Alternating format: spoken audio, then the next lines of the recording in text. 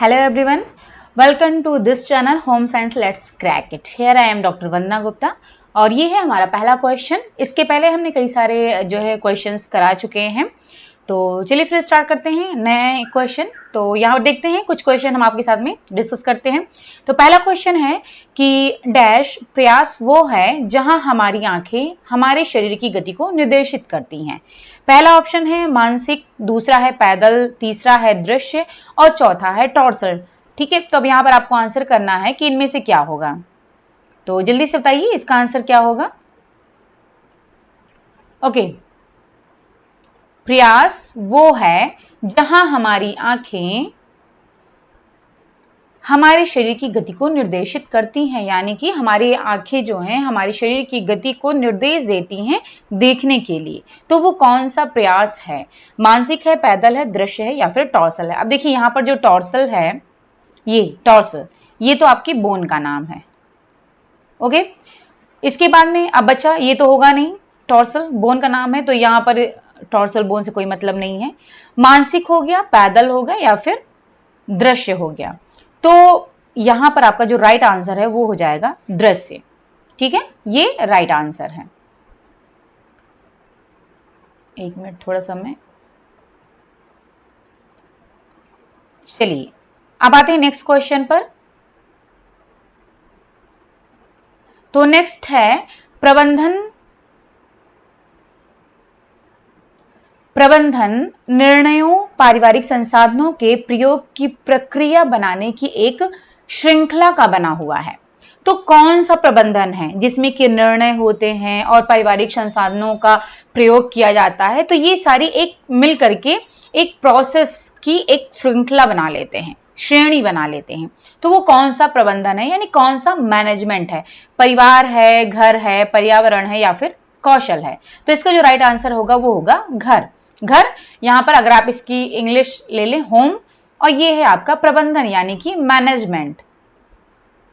Then ये हो गया होम मैनेजमेंट। तो होम मैनेजमेंट में ही हम निर्णय लेते हैं, हमारी डिसीजन मेकिंग शामिल होती है और उसमें पारिवारिक संसाधन भी शामिल होते हैं और हमारी सारी जो है हम उसका फिर सब कुछ मिला करके एक निर्णय पर पहुंचते हैं। ठीक है, यानी कि एक निर्णय क्या, एक प्रोसेस बन जाती है। तो वही जो आपके प्रोसेस है उसको, इन सबको बनाने की जो एक श्रृंखला है, श्रेणी है, वो जो है आपका होम मैनेजमेंट कहलाता है। ठीक है, जिससे कि हम अपने एक लक्ष्य तक पहुंचते हैं, इन सबका अपने निर्णय के अनुसार और इन संसाधनों का उपयोग करते हुए हम अपने लक्ष्य तक पहुंचते हैं। चलिए अब आते हैं नेक्स्ट क्वेश्चन पर। तो नेक्स्ट क्वेश्चन है कि योजना को कार्यान्वित करता है क्या, आयोजना, नियंत्रण, मूल्यांकन या फिर अर्जित करना। ठीक है, योजना को क्या कार्यान्वित करता है। ठीक है, आयोजना का मतलब हो गया यहां पर प्लानिंग, और नियंत्रण का मतलब है यहां पर कंट्रोल, और मूल्यांकन का मतलब है इवैल्यूएशन। ओके, चलिए अब बताइए कि क्या होगा। योजना को कार्यान्वित करता है क्या, आयोजना या नियंत्रण या फिर मूल्यांकन। तो देखिए, प्लानिंग का मतलब होता है कि जब भी आप कोई भी काम करने जा रहे हो, चाहे होम मैनेजमेंट, घर प्रबंधन के ही बारे में ले लो, अगर आप कोई घर लेने जा रहे हो तो उसमें क्या होता है, या फिर आप घर अपना बनवा रहे हो, ठीक है, तो उसके लिए हम प्लान करते हैं कि ड्राइंग रूम कहाँ होगा, किचन कहाँ होगा, बाथरूम कहाँ होगा और जो है बेडरूम कहाँ पर होगा। तो इसका हम एक प्लान कर लेते हैं, पहले आयोजना बनाते हैं। ठीक है, तो वो आपकी योजना कहलाती है, प्लान कहलाती है। ठीक है, अब जब हम उस प्लान को कार्यान्वित करते हैं, यानी कि उस पर हम काम करते हैं, उस प्लान पर जो हमने योजना तैयार की है, अब जब हम उस पर काम करेंगे तो उसको कहते हैं नियंत्रण, यानी कि कंट्रोल। और कंट्रोल जो होता है, इससे ये पता चलता है कि जो हमने योजना बनाई है वो योजना हमारी सही दिशा में जा रही है या फिर नहीं जा रही है, यानी कि जो हमने प्लान बनाया था उसी के अनुसार हमारा काम हो रहा है या फिर नहीं हो रहा है। तो ये नियंत्रण से पता चलता है। और जो इवैल्यूएशन होता है, तो ये हमारा इवैल्यूएशन ये बताता है कि हमारा रिजल्ट क्या आया, जो हम चाह रहे थे वो चीज हमें मिली या फिर नहीं मिली, हमारा लक्ष्य प्राप्त हुआ या फिर नहीं हुआ। ठीक है, तो वो हम मूल्यांकन से प्राप्त करते हैं। और कंट्रोल में जो हमने प्लान बनाया था उसी प्लान पर हम काम करते हैं और उससे हमें पता चलता है कि हमारा प्लान वो जो है हमारे प्लान के अकॉर्डिंग हमारा काम चल रहा है या फिर नहीं चल रहा। अगर नहीं चल रहा है तो कहां पर क्या प्रॉब्लम है उसको हम सही कर सकते हैं। ठीक है, चलिए अब चौथा क्वेश्चन है कि समस्या को परिभाषित करना निर्णय निर्माण प्रक्रिया में कौन सा चरण है? पहला है, दूसरा है, तीसरा है या फिर चौथा है? अब समस्या को परिभाषित करना निर्णय निर्माण प्रक्रिया का मतलब है डिसीजन मेकिंग प्रोसेस। एक मिनट, डिसीजन मेकिंग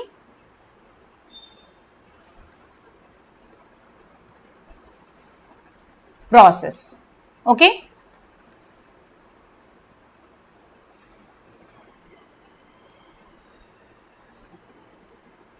तो ये है आपका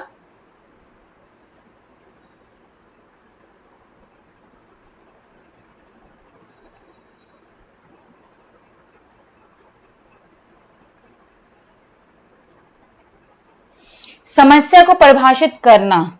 ठीक है, तो जल्दी से बताइए डिसीजन मेकिंग प्रोसेस में ये कौन सा चरण है? पहला है, दूसरा है, तीसरा है या फिर चौथा है?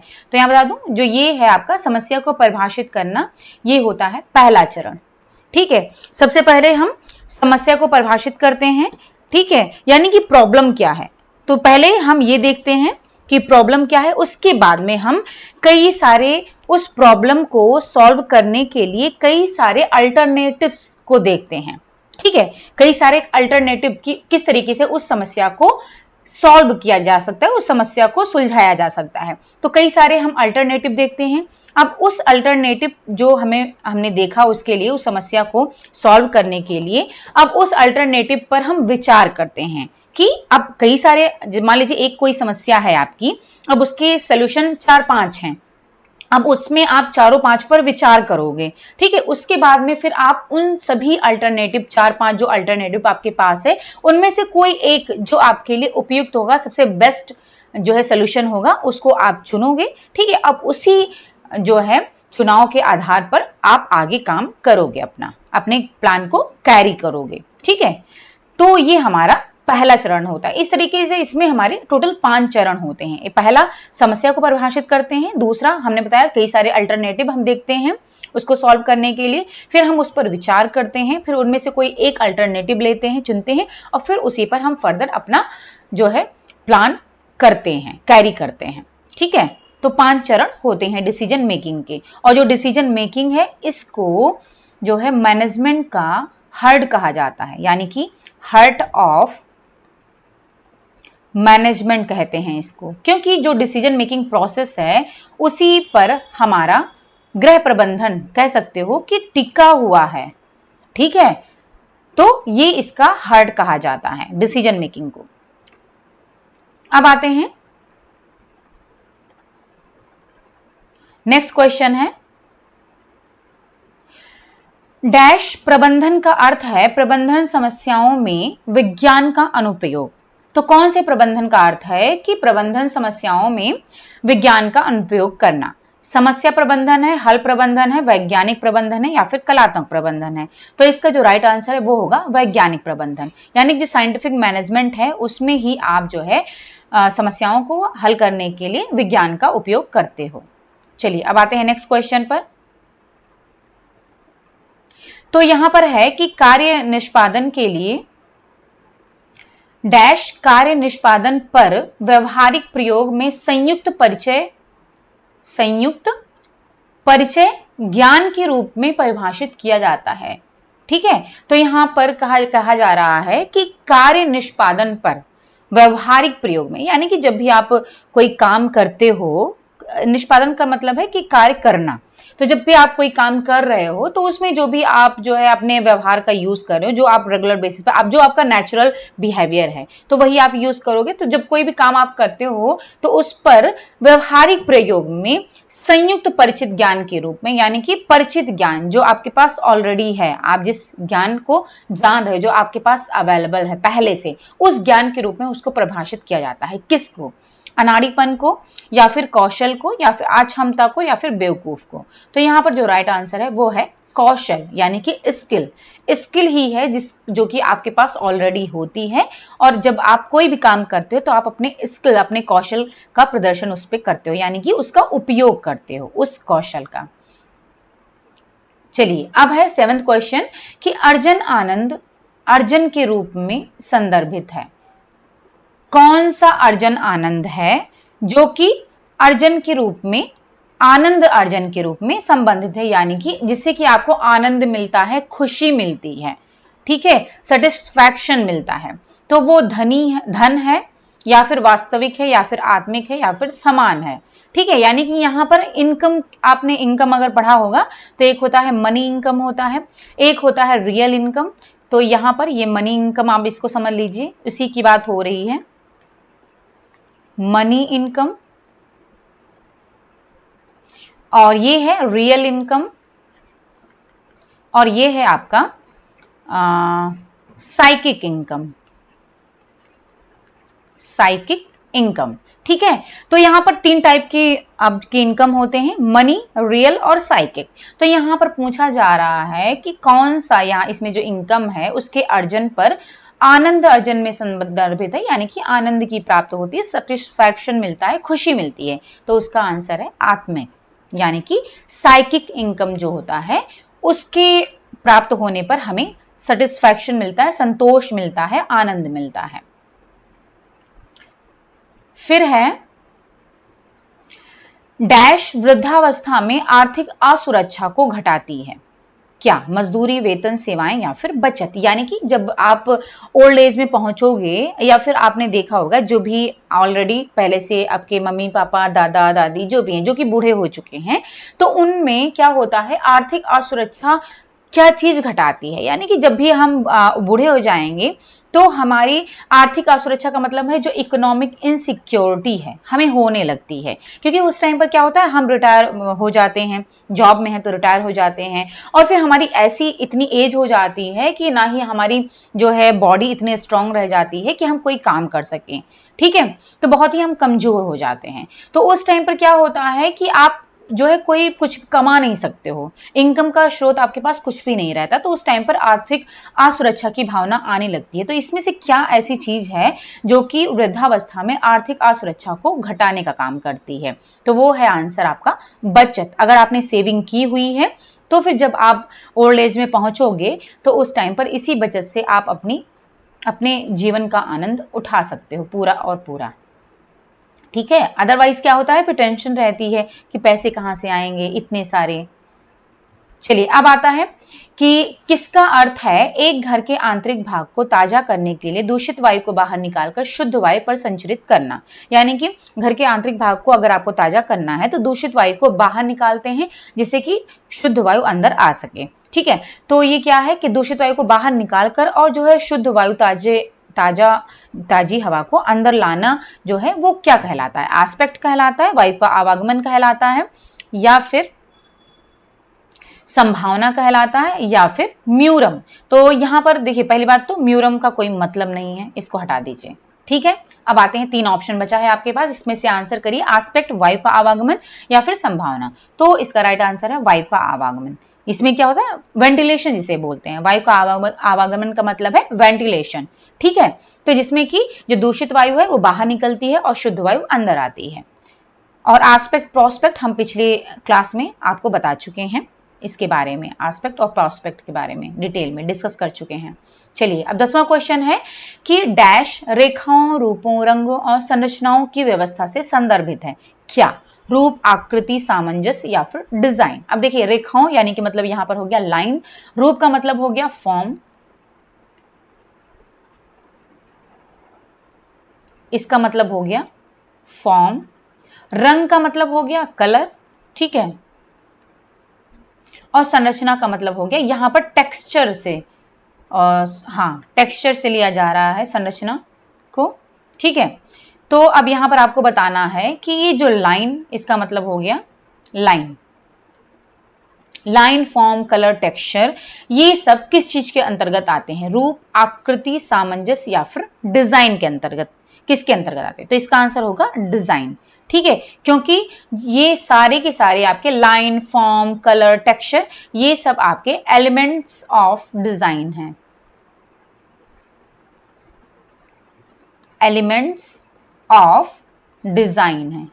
ठीक है, या फिर इनको हम कह सकते हैं एलिमेंट्स ऑफ आर्ट, यानी कि कला के तत्व कह सकते हैं, या फिर डिजाइन के तत्व बोल सकते हैं, कुछ भी बोल सकते हैं। ओके, चलिए अब आते हैं नेक्स्ट क्वेश्चन पर। तो 11वां क्वेश्चन है कि डिजाइन सिद्धांत यानी कि प्रिंसिपल ऑफ डिजाइन डैश संबंध के नियम से संदर्भित है। किस संबंध के नियम से? यानी कि समानुपात हो सकता है, संतुलन, या फिर लय, या फिर जोड़। अब समानुपात का मतलब है यहां पर क्या चीज हो जाएगा? प्रपोर्शन। समानुपात का मतलब हो गया प्रपोर्शन। ठीक है, संतुलन का मतलब हो गया बैलेंस, लय का मतलब हो गया रिदम, और जोर का मतलब हो गया एम्फेसिस। तो यहां पर पूछा जा रहा है कि डिजाइन सिद्धांत यानी कि प्रिंसिपल ऑफ डिजाइन, ये सारे प्रिंसिपल ऑफ डिजाइन है, इसके अलावा ये 4 तो हो ही गए, एक और होता है हार्मनी, ये आपका प्रिंसिपल में आता है। ठीक है, ये 5 प्रिंसिपल होते हैं, प्रोपोर्शन, बैलेंस, रिदम, एम्फेसिस और हार्मनी। तो इसे पूछ रहा है संबंध के नियम यानी कि लॉ ऑफ रिलेशन किस में आएगा? लॉ ऑफ रिलेशनशिप किस में आएगा? तो सिंपल सा क्वेश्चन है, आप सभी जानते हो, समानुपात यानी कि प्रोपोर्शन जो है इसमें, इसको लॉ ऑफ रिलेशन कहते हैं। ठीक है, ये आपका लॉ ऑफ रिलेशन का मतलब है कि किसी भी एक भाग का या फिर पूरे भाग का दूसरे भाग से संबंध, यानी कि कोई भी पूरा भाग है उसका एक पार्ट जो होता है वो उस पूरे होल पार्ट से संबंधित होता है, तो इसको जो है, और एक दूसरे से वो लिंक्ड होते हैं, संबंधित रहते हैं। ठीक है, एक प्रोपोर्शन दूसरे प्रोपोर्शन से, तो इसी को लॉ ऑफ रिलेशन बोलते हैं, जो कि आपका प्रोपोर्शन के अंदर में आ जाता है, और ये आपका प्रिंसिपल ऑफ डिजाइन है। ठीक है, और चलिए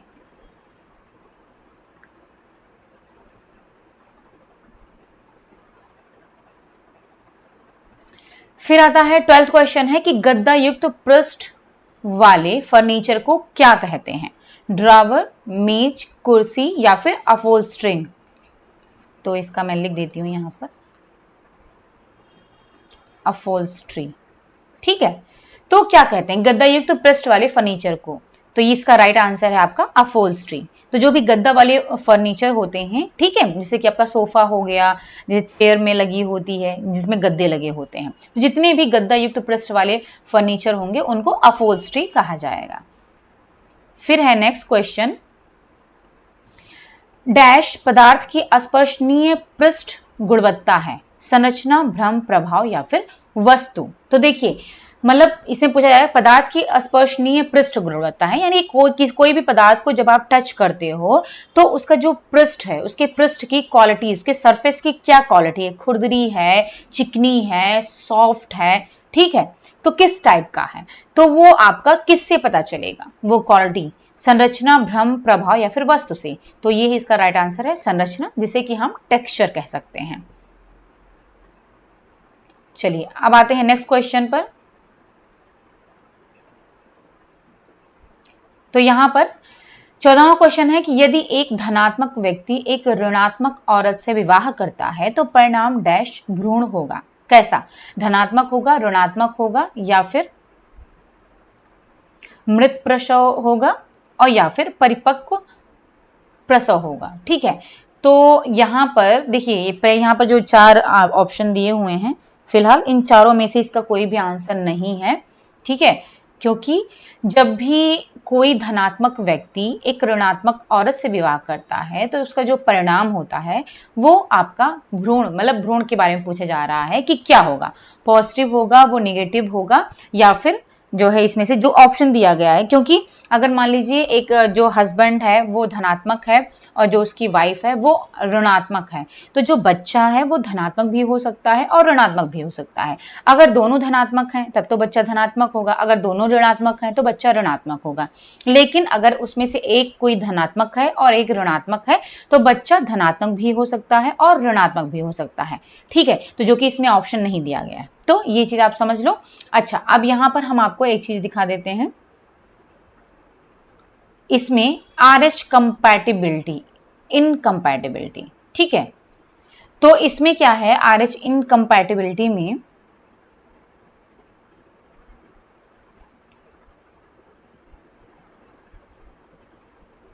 देखिए ये है RH इनकम्पैटिबिलिटी, ठीक है।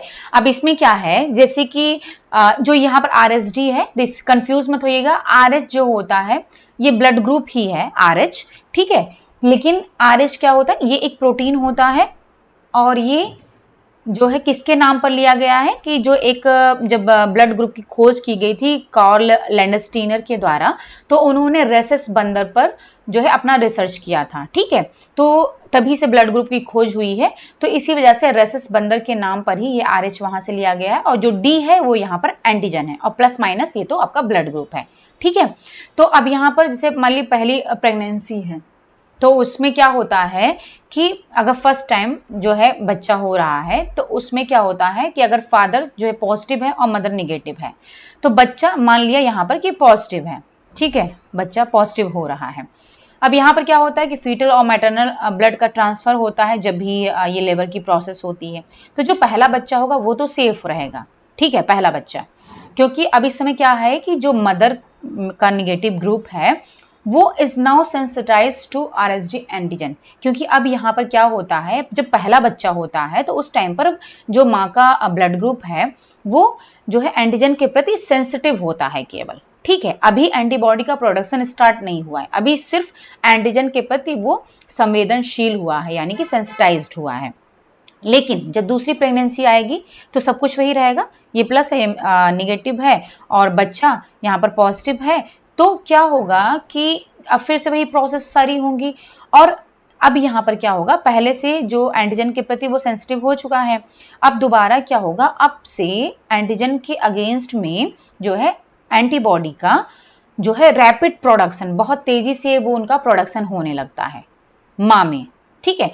अब वो क्या होगा, जब ये प्रोडक्शन होने लगेगा वो अब जो है माँ से प्लेसेंटा को क्रॉस कर जाएगा और बच्चे में पहुंच जाएगा। ये एंटीजन जो माँ के अंदर, सॉरी, एंटीबॉडी जो माँ के अंदर बन रही है बहुत तेजी से, तो वो अब प्लेसेंटा को क्रॉस करके बच्चे पर पहुंच जाएगी, और बच्चे के यहाँ ये BBC लिखा हुआ, ये RBC होगा। अब बच्चे के खून से जाकर के जो एंटीबॉडी है माँ की वो अटैच हो जाएगी, और चूंकि जो बच्चा है उसको वो क्या समझता है, ये चूंकि एंटीबॉडी बन रहे हैं, तो ये बच्चे को एक फॉरेन यानी कि कुछ एंटीजन बाहर की प्राणी समझते हैं, ठीक है। फॉरेन जो है, फॉरेन एटम जो है, सॉरी, फॉरेन मटेरियल समझते हैं इसको, और क्या करता है कि अब वो जो इस पर अटैक करना स्टार्ट कर देता है। अब जब उस पर अटैच हो जाएगा, ठीक है, बच्चे से माँ का जो एंटीजन है, सॉरी, माँ की जो एंटीबॉडी है वो अटैच हो जाएगी और बच्चे को डिस्ट्रक्शन के लिए मार्क कर देगी। अब बच्चे का डिस्ट्रक्शन स्टार्ट हो जाएगा, और अब इससे क्या क्या चीजें हो सकती, एक तो बच्चे को हीमोलिटिक अनीमिया हो सकता है, माइल्ड केस में माइल्ड अनीमिया हो सकता है, जॉइंडिस हो सकता है, और सीवियर केस में क्या होता है, बिलिरुबिन बढ़ सकता है, और उसका जो सेंट्रल नर्वस सिस्टम है वो डैमेज हो सकता है, जिसकी वजह से बच्चे की डेथ भी हो सकती है। तो इसी वजह से आपने सुना होगा कि अगर जो है एक फादर पॉजिटिव है, माँ निगेटिव है, जो बच्चा है, तो पहला बच्चा तो बचता है, ठीक है, वो सेफ रहता है, लेकिन उसके बाद जितने बच्चे होंगे वो जो है नहीं बचते, उनकी डेथ हो जाती है। और देखिए यहाँ पर नोट में लिखा हुआ कि if mother is sensitized to RSD antigen prior to first pregnancy, और मान लीजिए पहली प्रेगनेंसी से पहले भी अगर मदर एंटीजन के प्रति सेंसिटाइज हो चुकी है, तो जो पहला बच्चा है वो भी इससे प्रभावित हो सकता है, ठीक है। चलिए अब आते हैं नेक्स्ट क्वेश्चन पर।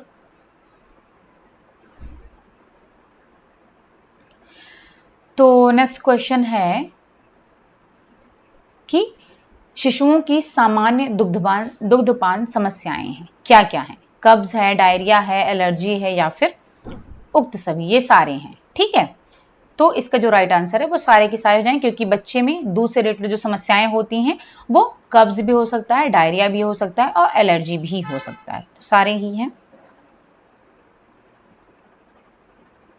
फिर आते हैं शक्कर और नमक के साथ जल की थोड़ी मात्रा डैश के दौरान दी जा सकती है। किसके दौरान? उल्टी के दौरान, सामान्य जुकाम के दौरान, कॉलिक पेन के दौरान या फिर टॉन्सिल के दौरान। तो शक्कर और नमक के साथ जल की थोड़ी मात्रा कब दी जाती है? ये उल्टी के समय पर दी जाती है। फिर आते हैं नेक्स्ट क्वेश्चन पर। अब यहां पर है कि छोटे बच्चों के लिए एक डर बढ़ाने वाला उद्दीपक है। क्या? वार्तालाप है, सोच है, एकाकीपन है या फिर दयालुता है। तो छोटे बच्चे, जाहिर सी बात है, डर बढ़ाने वाला क्या चीज होगा? एकाकीपन होगा। जब भी अकेले होंगे तो उनको डर लगेगा। फिर है यहां पर, भोजन में प्रोटीन और कैलोरी की गंभीर कमी के कारण क्या होता है? मैरास्मस, स्कर्वी, बेरी या फिर घेंघा। ठीक है, तो घेंघा आपको पता ही है कि किसकी कमी से होता है? आयोडीन कमी से होता है। और जो बेरी है वो किसी कमी से होता है? वो थायमिन की कमी से होता है। स्कर्वी विटामिन सी की कमी से होता है। जबकि आपका जो मैरास्मस है वो प्रोटीन और कैलोरी दोनों की कमी से होता है। जबकि जो क्वार्शरकर होता है, दोनों ही माल न्यूट्रिशन के हैं, दोनों का कुपोषण के अंदर में आते हैं, मैरास्मस और क्वार्शरकर। तो जो मैरास्मस है वो प्रोटीन और कैलोरी दोनों की कमी से होता है। जबकि जो आपका क्वार्शरकर है वो सिर्फ और सिर्फ प्रोटीन की कमी से होता है। और मैरास्मस में, क्वार्शरकर में क्या होता है? आपने देखा होगा कि बच्चे में एडिमा हो जाता है। तो जो ओडिमा हो जाता है यानी कि स्वेलिंग आ जाती है उनके पेट में, पैरों में। और जबकि जो मैरास्मस में होता है, क्या उसमें ओडिमा तो नहीं होता है, लेकिन क्या होता है इसमें बच्चे की जो है हड्डियां दिखाई पड़ने लगती हैं, इतना बच्चा कमजोर हो जाता है। चलिए, नेक्स्ट क्वेश्चन है कि भोजन संक्रमण, ठीक है, भोजन संक्रमण यानी कि फूड इन्फेक्शन, भोजन में उपस्थित रोगजनक जीवाणुओं, रोगाणुओं को खा लेना। यानी कि भोजन में उपस्थित जो भी रोगजनक जीवाणु हैं, रोगाणु हैं, उनको जब आप खा लेते हो तो उसकी वजह से भोजन संक्रमण हो जाता है। तो ये बात सत्य है या फिर असत्य है या फिर संबंधित नहीं है। ठीक है, और जो चौथा ऑप्शन है वो है संदेहास्पद, यानी कि संदेह वाला है। तो इसका राइट आंसर है सत्य। जाहिर बात है, सही बात है कि भोजन संक्रमण कब होता है? अगर भोजन में उपस्थित जो भी जीवाणु हैं, बैक्टीरिया हैं, अगर आप उनको खा लेते हो तो उसकी वजह से आपको संक्रमण हो जाता है। फिर है 20 क्वेश्चन, एस्बेस्टस कैसा रेशा है? खनिज है, प्राकृतिक है, थर्मोप्लास्टिक है या फिर नॉन थर्मोप्लास्टिक है? तो इसका राइट आंसर है खनिज, यानी कि जो एस्बेस्टस है वो नेचुरल मिनरल फाइबर है, प्राकृतिक खनिज रेशा है।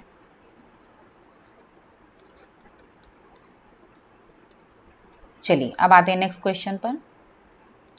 फिर है, सब्जियों के रेशे छूने में कैसे होते हैं? ठंडे, निर्जीव, चमकदार या फिर गर्म?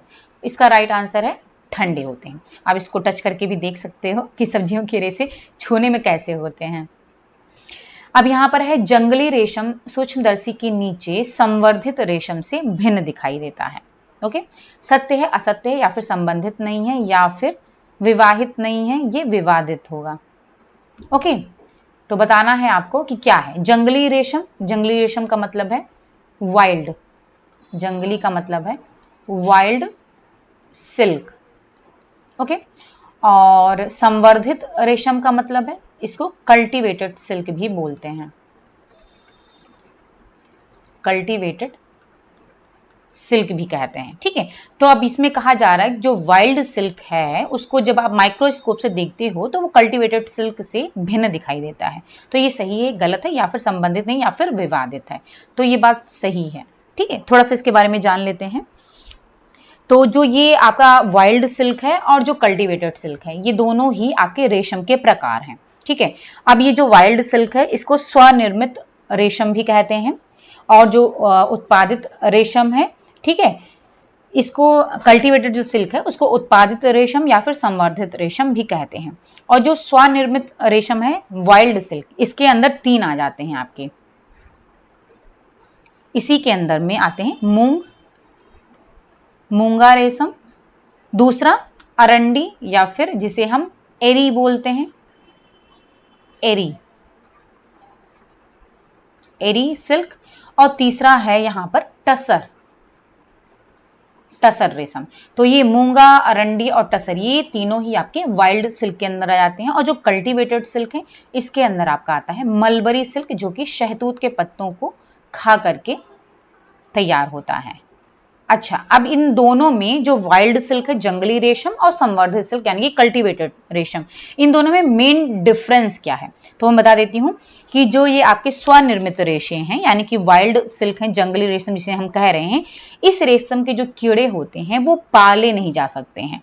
ओके, इन कीड़ों के कोकूनों से निकाला हुआ जो रेशम होता है वो अच्छी क्वालिटी का नहीं होता है और कड़ा होता है, ठीक है। और जहां ज्यादातर इनका जो रंग होता है वो भूरा होता है, ब्राउन कलर में होता है।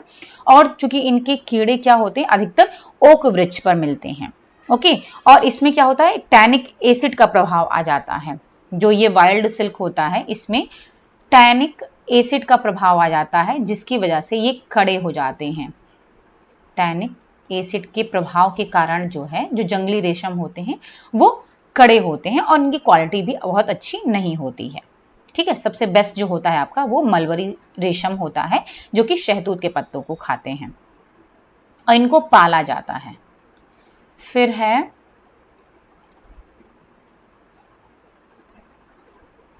इंटरलॉकिंग, धागों के तानों बानों से अपनाए गए प्रणाली या फिर डिजाइन के अनुसार का नाम रखा जाता है। यानी कि जो ताने और बाने के धागों का यूज किया जाता है, उससे जो प्रोसेसिंग होती है उसको इंटरलॉकिंग बोलते हैं, ठीक है।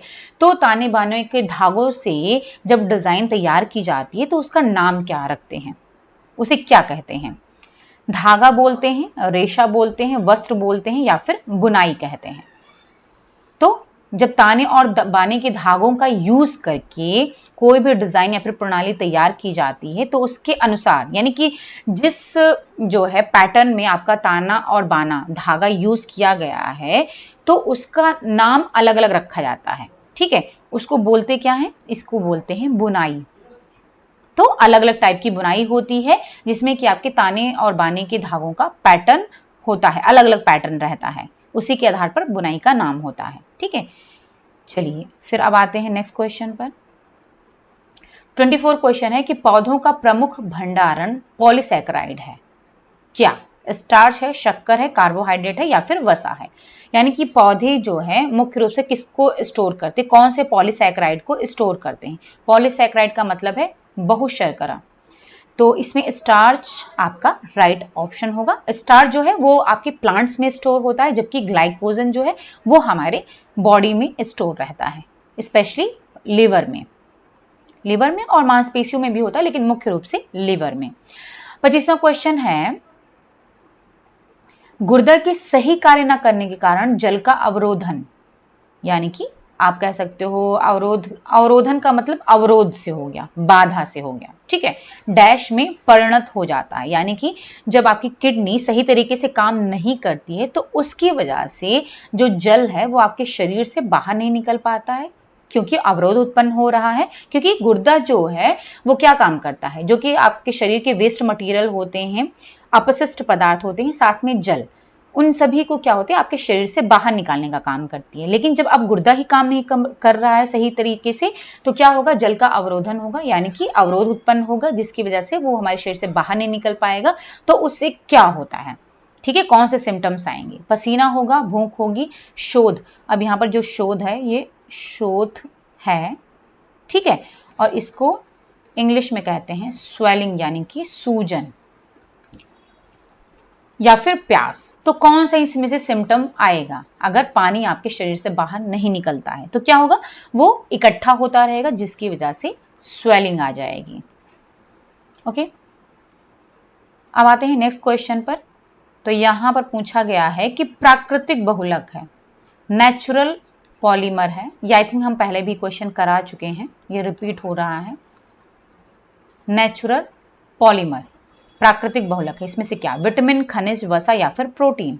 तो आप सभी को पता है, पहले भी करा चुके हैं, प्रोटीन है जो कि एक नेचुरल पॉलीमर है। पॉलीमर का मतलब है जो कि एक से अधिक अणुओं से मिलकर के बना होता है। अब हो गया बाइटॉट स्पॉट डैश किस विटामिन की कमी से है? बाइटॉट स्पॉट जो है वो किस विटामिन की कमी से होता है? ए, डी, ई, या फिर चौथा ऑप्शन है के। तो सभी को पता है बाइटॉट स्पॉट जो है वो आपका विटामिन ए की कमी से होता है, ठीक है। तो ये जो है आपके जब आंखें, क्योंकि विटामिन ए की कमी से क्या होती है, आंख की रोशनी चली जाती है, तो सबसे पहले जो प्रोसेस होती है वो तो नाइट ब्लाइंडनेस होती है, यानी कि पहले आपको जैसे अंधेरा होने लगता है तो उसमें कम दिखाई पड़ता है, तो पहले ये वाली प्रोसेस होती है। उसके बाद में आपका उसमें फिर बाइटॉट स्पॉट होता है, उसके बाद में आपका जो कंजक्टाइवा है वो उस पर प्रभाव पड़ता है, यानी कंजक्टाइवल जीरोसिस होता है। उसके बाद में कॉर्नियल जीरोसिस, आपकी कॉर्निया अफेक्टेड होती है, और लास्ट में फिर आपका केराटोमलेशिया आता है, जिसमें कि पूरी तरीके से जो आपकी आंख है वो खराब हो जाती है, डिसॉल्व होने लगती है। चलिए अब आते हैं नेक्स्ट पर। यहां पर है रक्त का थक्का जमने के लिए क्या आवश्यक है, विटामिन ए, के, सी या फिर डी। तो ये आप सभी को पता होगा, कई बार इसको हम डिस्कस भी कर चुके हैं कि ब्लड क्लॉटिंग के लिए कौन सा विटामिन रिस्पॉन्सिबल होता है, तो वो है आपका विटामिन के। फिर है नेक्स्ट क्वेश्चन, दूध का खमीरी उत्पाद क्या है, घी, पनीर, बटर या फिर खोआ। देखिए वैसे तो दूध के फर्मेंटेशन से क्या बनता है, कर्ड है, योगर्ट है, लेकिन अब यहाँ पर चूंकि ना ही दही दिया हुआ है और ना ही योगर्ट दिया गया है, तो यहाँ पर क्या होगा, राइट आंसर जो होगा पनीर, क्योंकि इसमें भी लेमन का यूज करके पनीर तैयार की जाती है, दूध को फाड़ करके। तो यहाँ पर जो दूध का खमीरी उत्पाद होगा उसका राइट ऑप्शन होगा पनीर। चलिए अब लास्ट क्वेश्चन यहाँ पर सॉल्व कर लेते हैं, उसके बाद में फिर नेक्स्ट वीडियो में और हम फर्दर क्वेश्चंस लेकर के आएंगे। तो यहाँ पर 30 क्वेश्चन है कि बिस्तर बनाना डैश ऊर्जा वाला कार्य है, कैसे, हल्की, मध्यम, भारी या फिर अत्यंत भारी। तो बिस्तर बनाना फिलहाल आपके अकॉर्डिंग चाहे जो भी हो, लेकिन बिस्तर बनाना जो है ये आपका किस में आता है, भारी कार्य में आता है। ठीक है, अगर मेरे से पूछा जाए तो मैं तो अत्यंत भारी कहूँ, लेकिन बिस्तर बनाना जो है भारी कार्य के अंदर में आता है, यानी कि हैवी जो है ऊर्जा का एक्सपेंडिचर, हैवी एनर्जी एक्सपेंडिचर इस जगह पर होता है। चलिए अब इसमें थोड़ा सा मैं आपको और भी बता देती हूँ। देखिए यहाँ पर जो हल्की का मतलब है लाइट वर्क। अब लाइट वर्क में क्या क्या आ जाता है तो मैं बता देती हूँ, यहाँ पर सीविंग यानी कि सिलना आ जाता है। ठीक है, इसके अलावा क्या आता है, धुलना, धुलाई, वॉश करना। ओके, सॉरी वॉशिंग नहीं, यहां पर बुनाई होगा।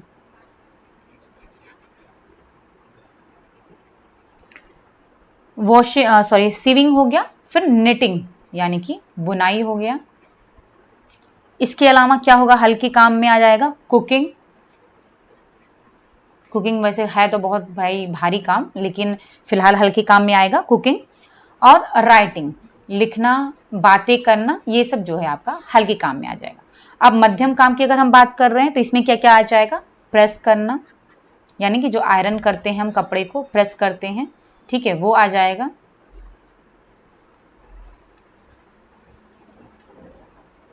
कपड़े को प्रेस करना। फिर इसके अलावा क्या आ जाएगा, वॉशिंग, धुलाई करना। और आ जाएगा हाउस होल्ड क्लीनिंग, यानी कि घर की सफाई। हाउस होल्ड क्लीनिंग यानी कि पूरे घर की सफाई करना, वो आ जाएगा। इसके बाद में भारी काम में क्या आएगा, मॉपिंग यानी कि पोंछा लगाना, पोंछा करना। दूसरा लॉन्ड्री यानी कि कपड़े धुलना। और तीसरा क्या हो जाएगा, क्लाइंबिंग स्टेयर्स यानी कि सीढ़ी चढ़ना। और लिफ्टिंग यानी कि उठाना, कोई भारी चीज उठाना, तो वो भारी काम में आ जाएगा। तो ये है हल्के काम, मध्यम काम और भारी काम। ठीक है, अब इसके अलावा और भी है, यहां पर एक चीज मैं और बता दूं, ये तो आपको समझ में आ गया। अब यहां पर मैं कुछ बता देती हूं आपको कि WHO के अनुसार, WHO के अकॉर्डिंग जो है आपका जो एनर्जी एक्सपेंडिचर होता है, WHO के अनुसार एनर्जी एक्सपेंडिचर,